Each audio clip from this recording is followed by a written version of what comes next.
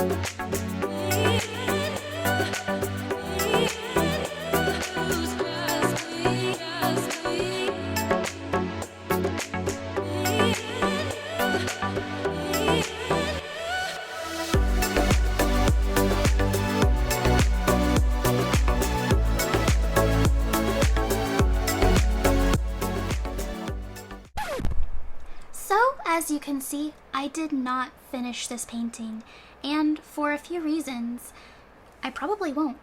But that's okay, because I really learned a lot from it, so in my eyes, that's still a win. So, one beautiful reason I didn't finish is because much of the time I intended on painting, I spent admiring this lovely little North American River Otter. And even though I ran out of sunlight, I'm very glad that I did. It honestly felt like such a gift from God. I'm very much a big animal lover, so this was pure bliss for me. So this leads me to the first thing I've learned about plein air painting, which is to be mindful of the sunlight and weather. Now, this may seem obvious, but it wasn't to me. I'm primarily a studio artist, so I'm very accustomed to controlling my climate, and more importantly, the lighting. From now on, I will try to look at my weather app for good conditions and what time the sun rises and sets.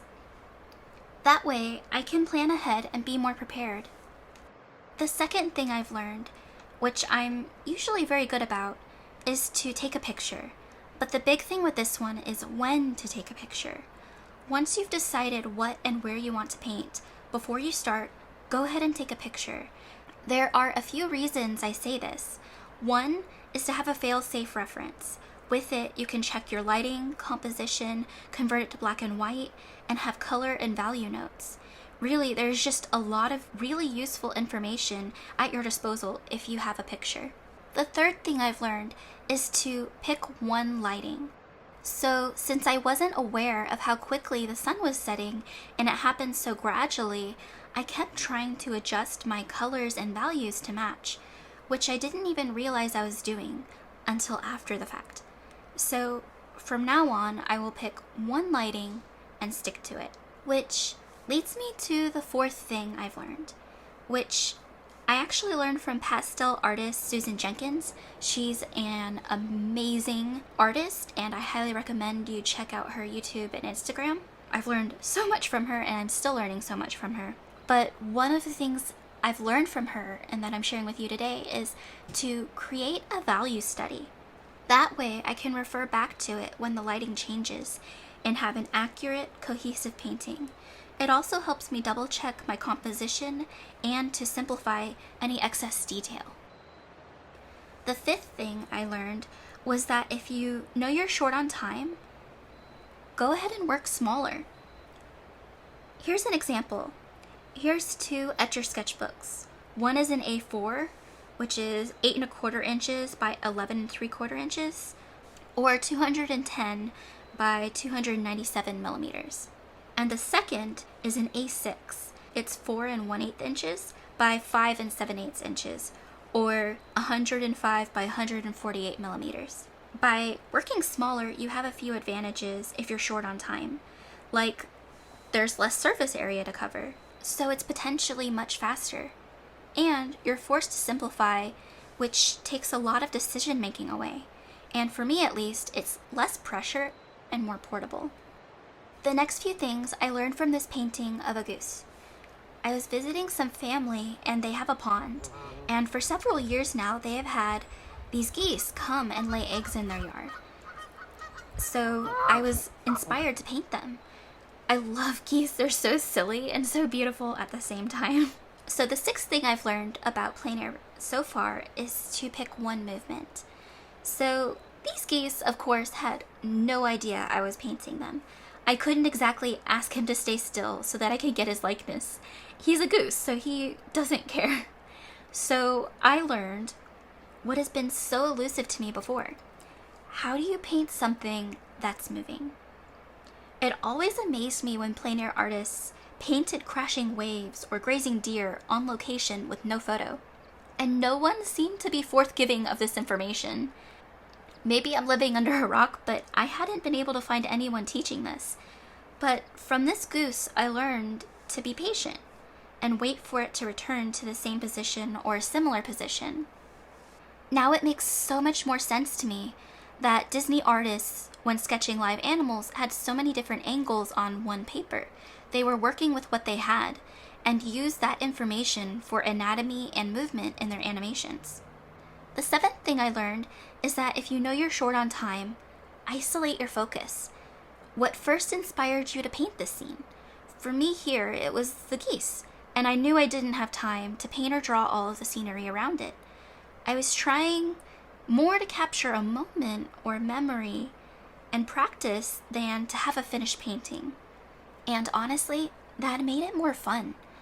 Now, when I see this painting, I can instantly remember that beautiful time spent with family, and it's a memory I will cherish. The eighth and last thing I learned so far is a little controversial, but I'm gonna share it anyways. It's okay to sketch now and paint later. Hear me out, I know it's called plein air painting, but life happens, And honestly, we can capture things more often and spontaneously if we don't hold ourselves to this limitation. Really, it will be okay. Enjoy creating art, even if that means working on a painting in more than one sitting. I used to always feel so defeated if I wasn't able to have a finished plein air painting from one sitting. And I'm sure with more and more practice, I'll be able to one day. But for now, I'm going to keep learning and painting and enjoy the process without putting unnecessary restrictions on myself. Because hey, I'm still learning, and that's okay. And it's okay if you're still learning too. I think as artists, we can put all this pressure on ourselves and forget why we started in the first place.